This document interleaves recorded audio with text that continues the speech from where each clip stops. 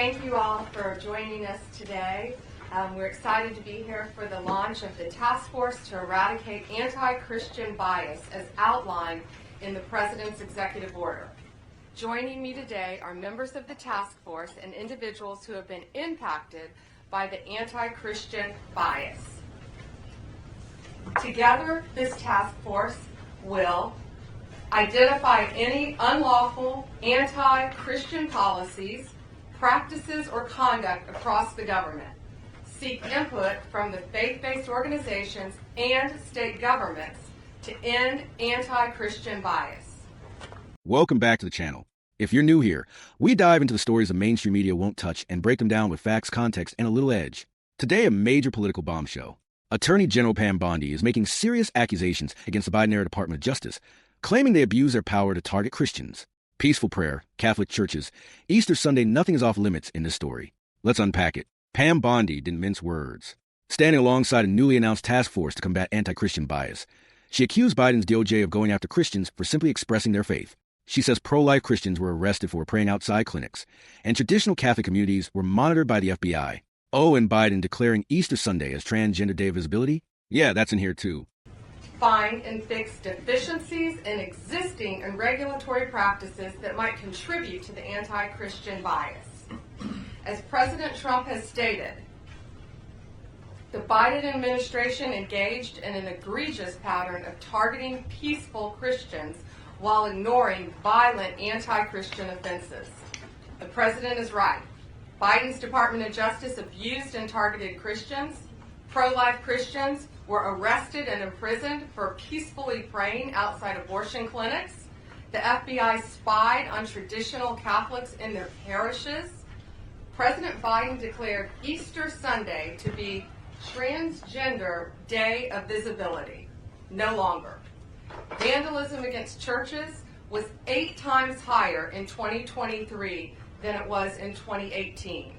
And it's at President Trump's directive, we ended those abuses at the Department of Justice on day one. We dropped 3 ongoing cases against pro-lifers and redefined the FACE Act to ensure that abuse would not continue and that American tax dollars were not used to support the weaponization of our legal system to target Christians.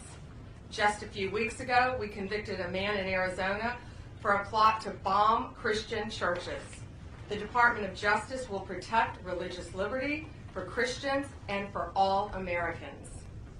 We'll work closely with everyone around this table and take a whole-of-government approach to solving this problem and ultimately protect Americans' First Amendment rights.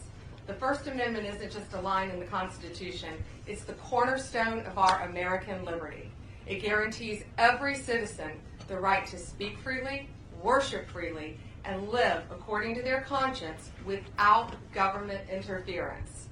Protecting Christians from bias is not favoritism, it's upholding the rule of law and fulfilling the constitutional promise.